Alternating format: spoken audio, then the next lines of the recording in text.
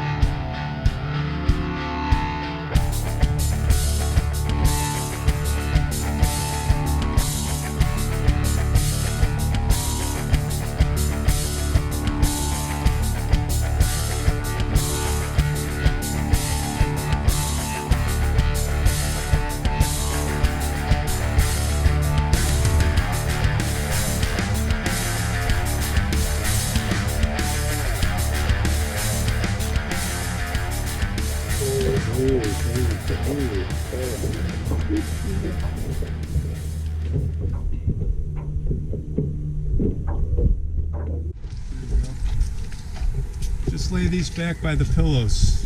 I don't know. Pretty long. Just gonna wait till everybody gets in. Well, it's just the. Okay, go guys. Hop in. How's everybody doing? Good? Good. All right, guys. We are taxiing out to runway 36 at Lakeland Airport, and we're going to be heading up here to the Apostle Islands off Lake Superior in Wisconsin. And in the back here we've got David in the blue, Connor in the back, and young Nathan with the big smile on his face. To my left is Danny Carlson, my co-pilot. Traffic, Amphibian Caravan 188 Sierra Foxtrot, party 36, left turn northwest Lakeland.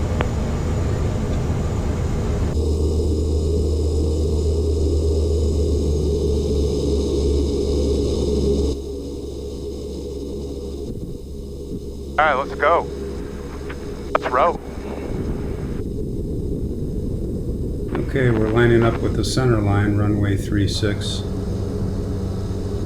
And we're focused on getting our power set right now, keeping things centered up.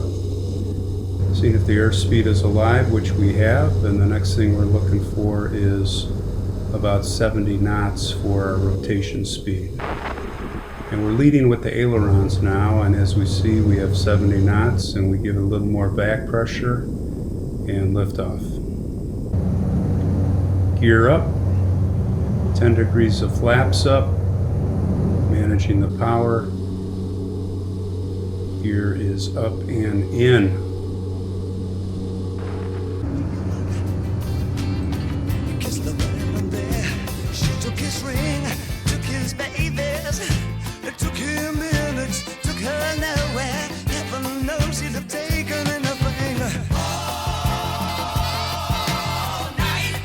A young American.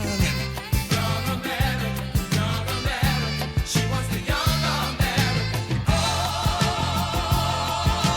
night. But she wants the young American. All the way from Washington. Her breadwinner begs off the bathroom floor. We live for just these 20 years. Do we have to die for the 50 more? And all night. He wants the young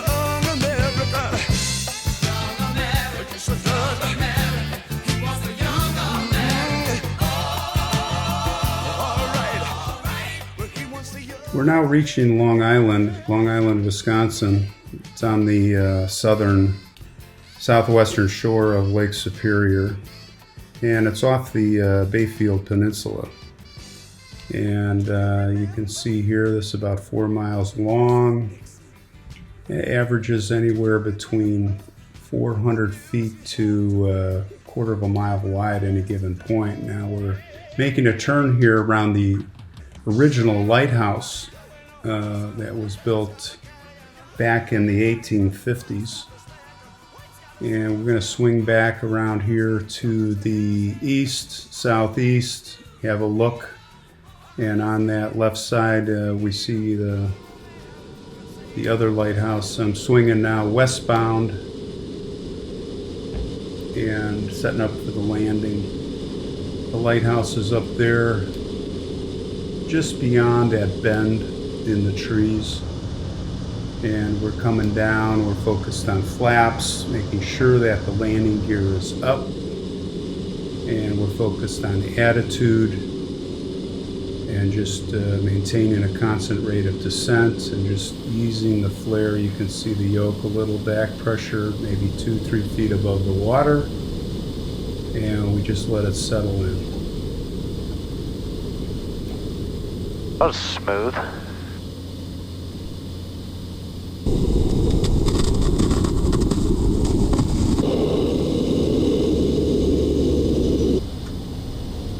Oh, that was really good.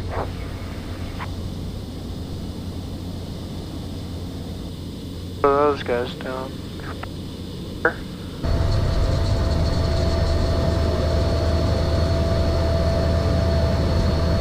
Alright, seatbelts off. So this place is actually called the LaPointe Light Tower, or Lighthouse. The second of the lighthouses built. It was originally to guide ships to the old fur trade settlement of LaPointe, which is a town on nearby Madeline Island, which is on the southern group of the Apostle Islands here. Oddly enough, this Long Island is not officially part of the Apostle Islands, although it's associated with them. So here we're coming into the shore. It's about 3 feet deep. I just cut the power.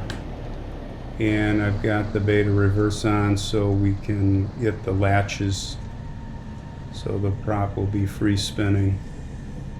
Oddly enough here, the camera on the belly is pointing straight down because of the water pressure. Anyway, rudder's up, engine off, time to get out and drop an anchor on the shore, secure the airplane, get our feet wet. Make sure and point the plane, we'll make sure and point the plane facing out because on these big lakes, after an hour or two, the floats tend to get settled into the sand. Sand builds around them. You can really get yourself stuck, especially with the keel, the steps pointing out, so to speak. You can get jammed in pretty good, so always turn the plane out.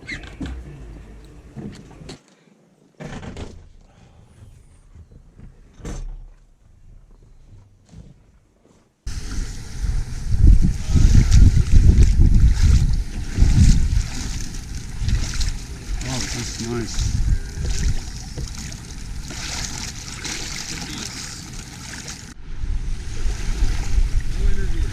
What are you guys making?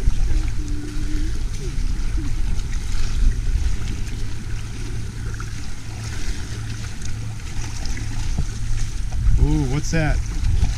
Bunch of sticks. A trap? So let's go check out this LaPointe Lighthouse. LaPointe, again, was a town on Madeline Island, which was a settlement.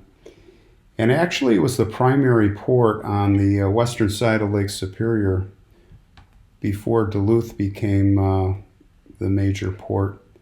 And this place was originally established by the French as a French trading post, LaPointe I'm talking about. And it became an outpost for the American Fur Company, which is pretty famous. It's like the Hudson Bay Company. Those were two big companies in the day. So we're going up to the lighthouse here, and really interesting. This thing was built in 1858, and it's a cylindrical tower built of cast iron, 67 feet high. And here is an abandoned building next to it. This was the fog signal house, big foghorn, and those were run by generators in the day. This was torn down in 1986, and you can still see here the remains of the chimney that you saw in the picture, still here. So there's some other structures here. And it looks like a tower, another auxiliary tower. So as we take a close-up look here at the base of the tower, everything's made of cast iron and locked. Very nautical look to it. Some nice detailing. Cylindrical cast iron. I imagine there's a very tight spiral staircase going up, or maybe just a ladder to the lighthouse itself. Interesting structure. So just checking out more of the property. The main building appears to be the final remnants of what was the apartment barracks for the lightkeepers' families. Saw there a picture of the I think the original structure. It was added on. Everything inside is boarded up and can't go in. No, no, no. That means no. No going in. Let's go in.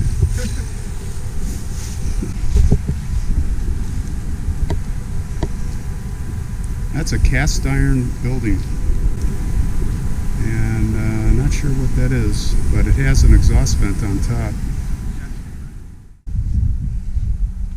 So it's time to start making our way back to the airplane. This is a beautiful area.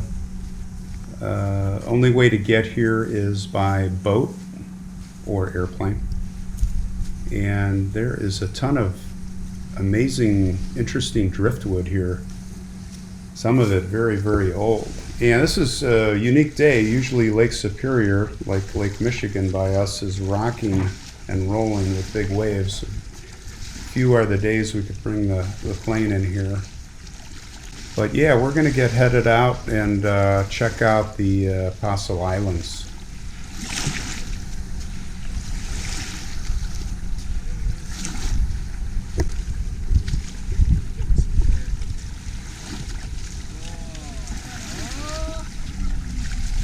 Bam, bam.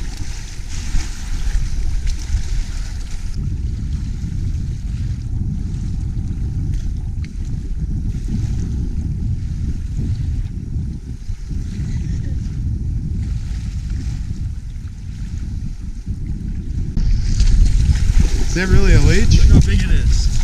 Oh, not a leech. Ooh, don't touch it.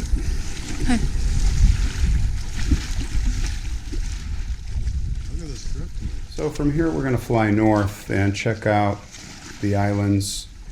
Actually, there's 22 uninhabited islands, not just 12. Except Madeline Island, of course, which is just across here. That has even an airport.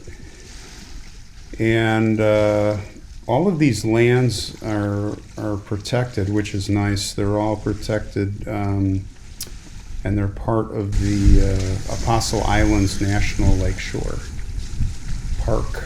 So that's fantastic. The water is so clear here, and lots of little fish swimming around, and time for lunch.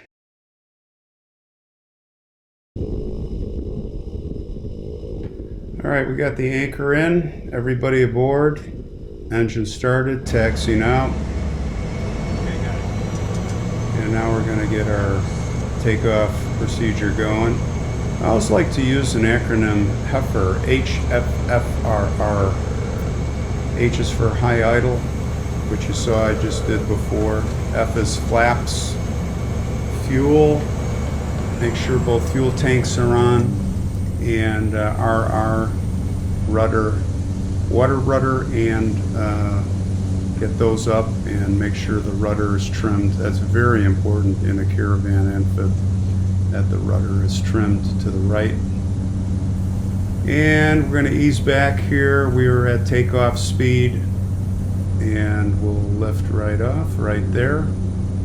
Now we're going to stay a little low and keep it in ground effect, and then we can start slowly climbing out. It's always a safe procedure, especially if you get a very heavy load, low wind. today we really have perfect conditions for flying.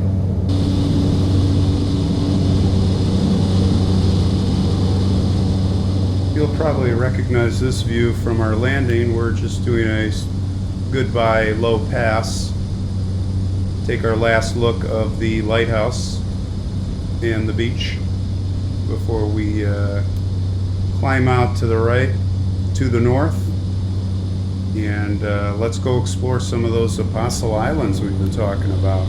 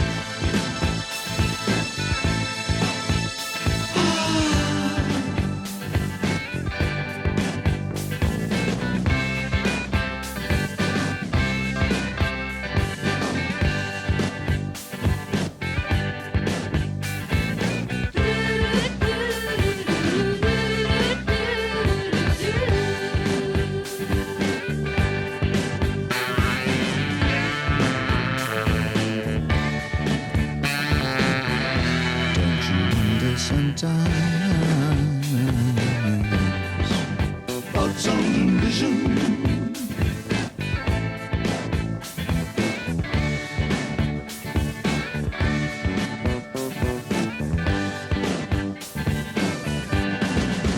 Blue, blue, electric blue. That's the color of my room where I will live. Blue, blue. Pale blinds drawn all day. Nothing to read, nothing to say. Blue, blue. I will sit right down, Waiting for the gift of sound and vision. and I will sing. Waiting for the gift of sound and vision. Drifting into my solitude. Over my head, Don't you wonder sometimes about sound and vision?